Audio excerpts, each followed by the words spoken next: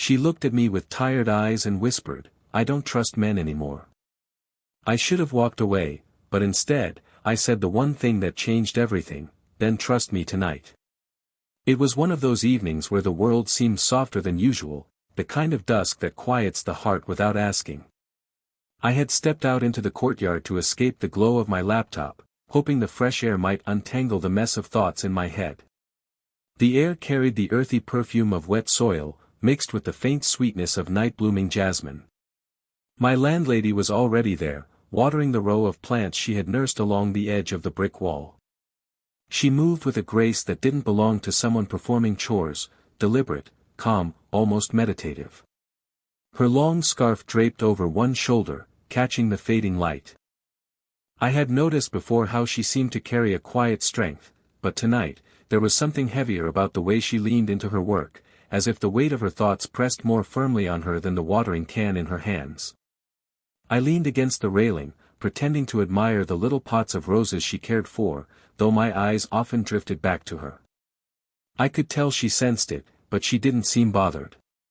Instead, she paused, letting the water trickle slowly into the soil, and broke the silence with words that didn't belong to small talk.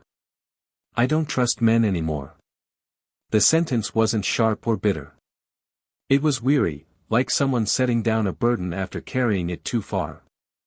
Her voice was steady, but her eyes stayed fixed on the ground, watching the water seep into the earth as though it might carry her confession away with it. For a moment, I didn't breathe. There was no mistaking what she meant. It wasn't just about strangers or fleeting disappointments. It was about her history, her scars, the betrayal or loneliness that had etched itself so deeply into her life that she could name it with 3 plain words. I felt something stir inside me, not pity, but an ache, as if I wanted to shield her from a world that had already taken too much.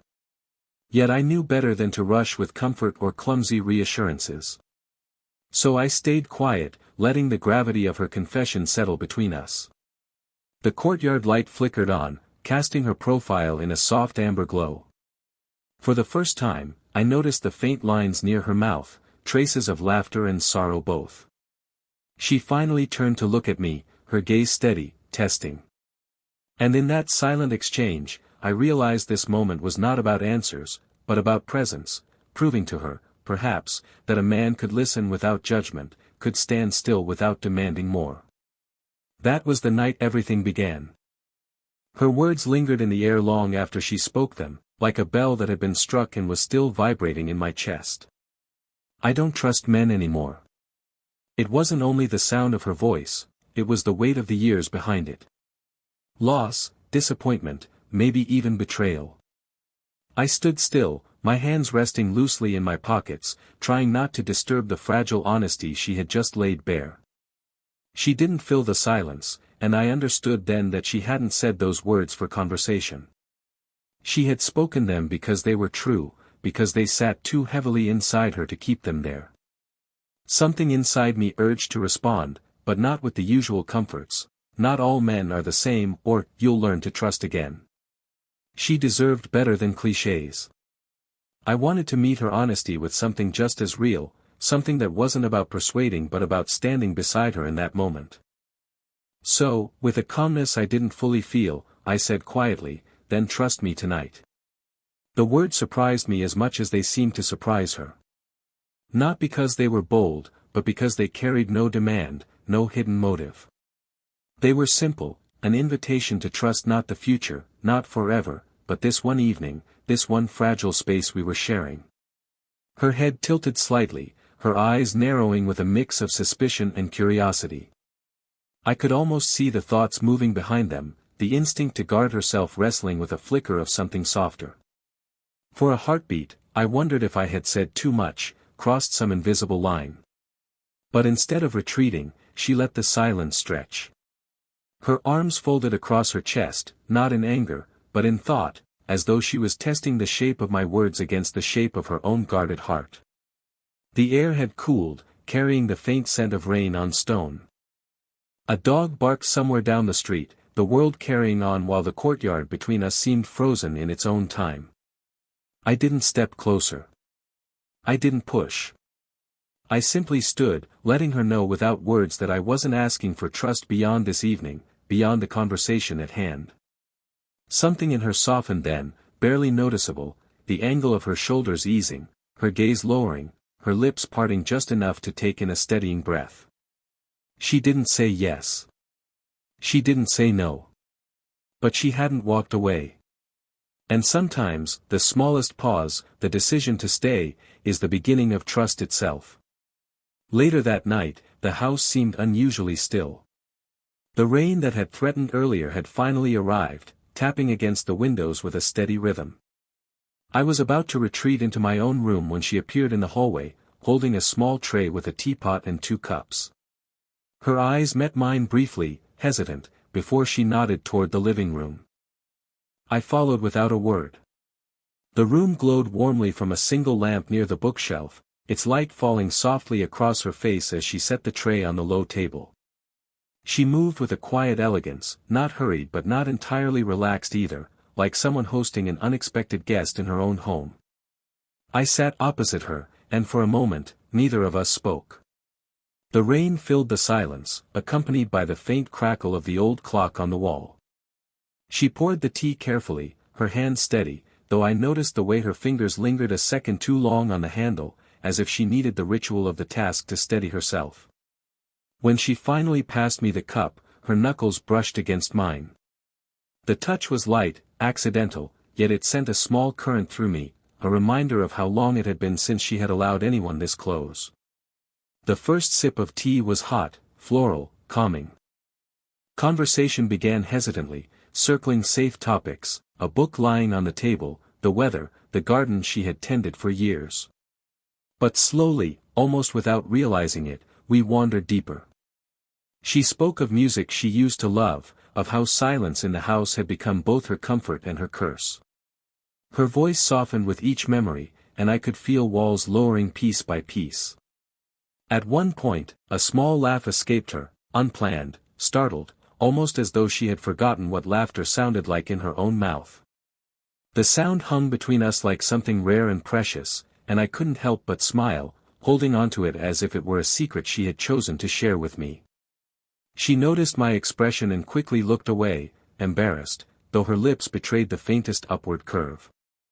When I reached for the teapot to refill my cup, our hands collided again.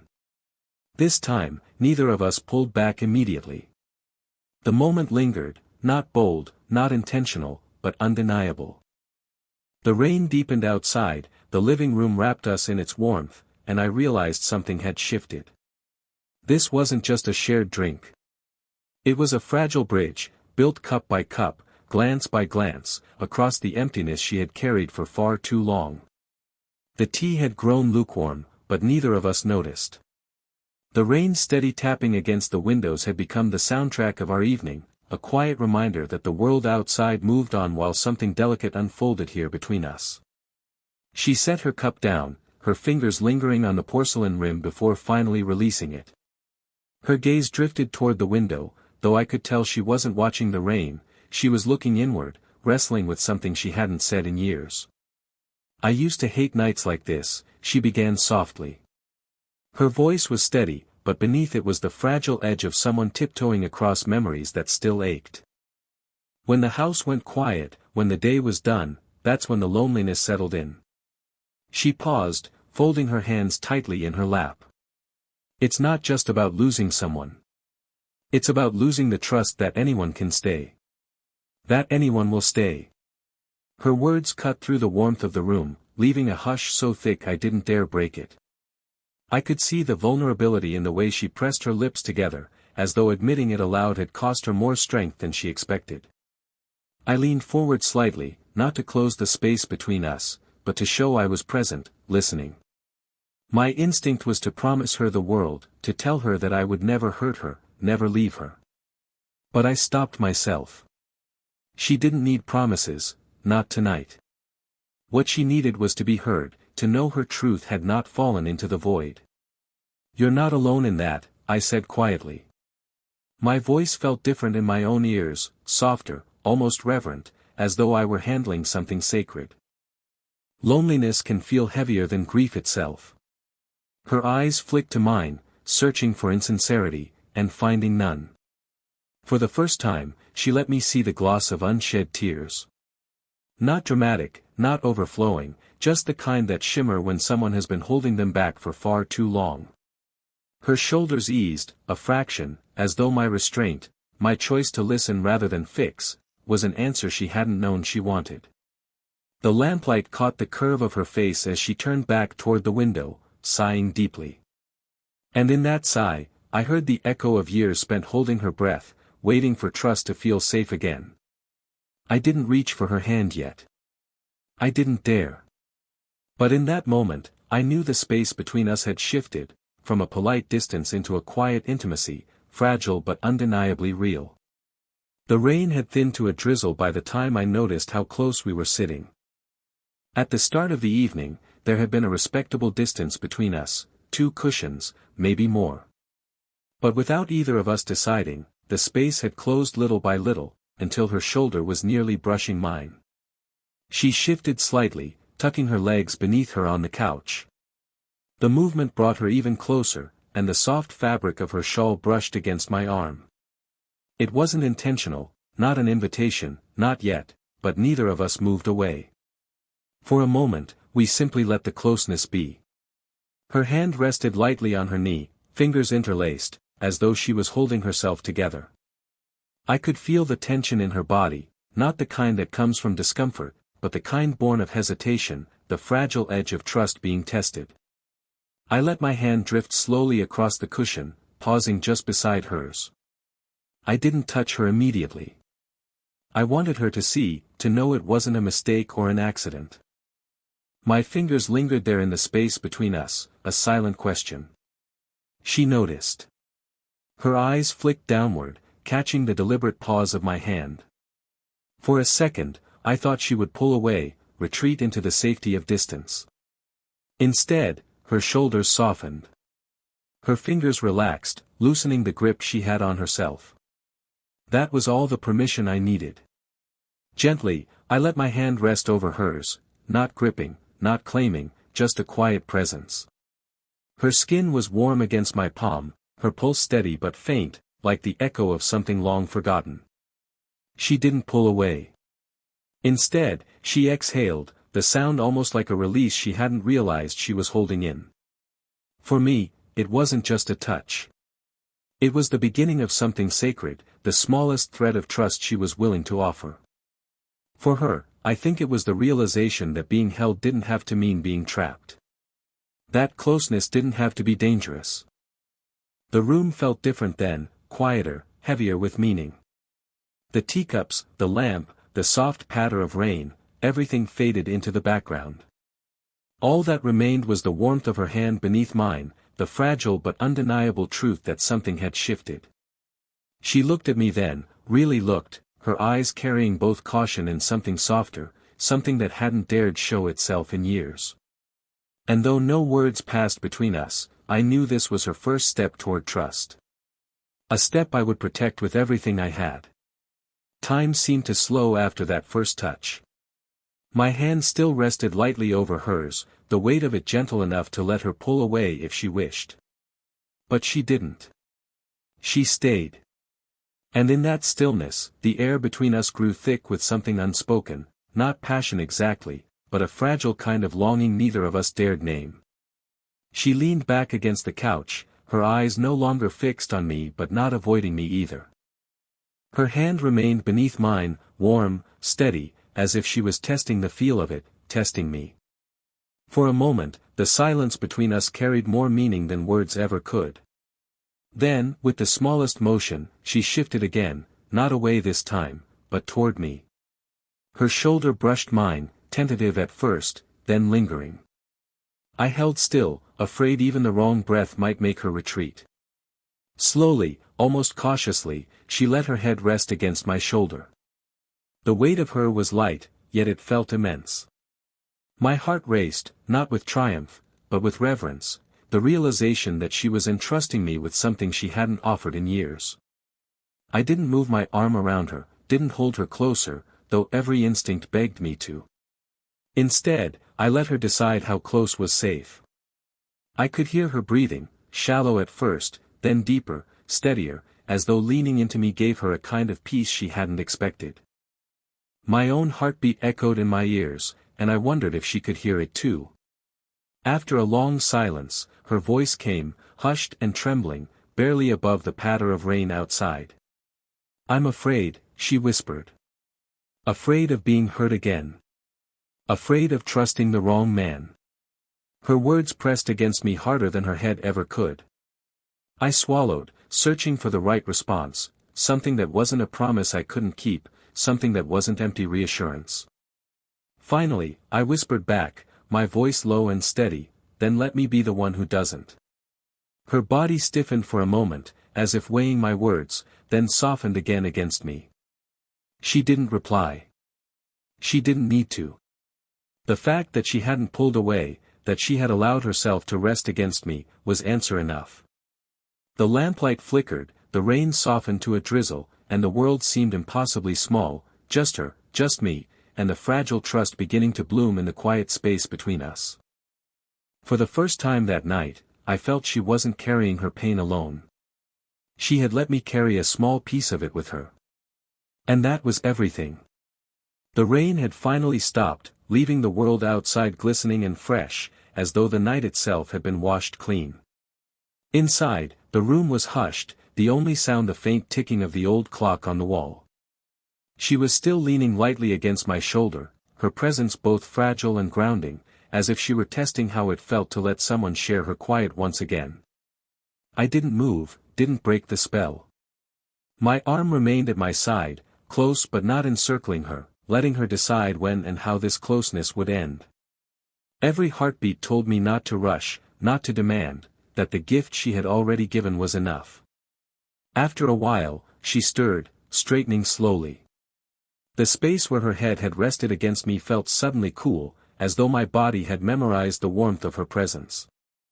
She didn't retreat far, though. Instead, she turned toward me, her eyes soft but searching, as if trying to read what my silence truly meant. A loose strand of hair had fallen across her face, and without thinking, I reached up and gently brushed it back. My fingers moved slowly, deliberately, giving her every chance to stop me. She didn't. Instead, she let me tuck it behind her ear, her cheek leaning faintly into the motion as though the touch brought a comfort she hadn't realized she needed. For a moment, we simply looked at each other. Her gaze carried caution, yes, but also something new, a glimmer of trust, faint yet unmistakable. My breath caught, not because of her beauty, though it was undeniable, but because she was letting me see her as she was, strong, vulnerable, alive. Then, with a softness that startled me, she lifted her hand and placed it against my cheek. Her palm was warm, her thumb brushing lightly along my skin. It wasn't a grand gesture, but it was enough to make my chest tighten. I held her gaze, afraid that blinking might break the moment. "Maybe tonight," she whispered, her voice so low I almost missed it. "Maybe tonight I'll try." The words weren't a promise of forever. They weren't a declaration of love. But they were something far more fragile and precious, the first crack in the walls she had built, the first opening of a heart that had been closed for too long. I smiled, covering her hand with mine, holding it gently against my cheek. That's all I could ever ask.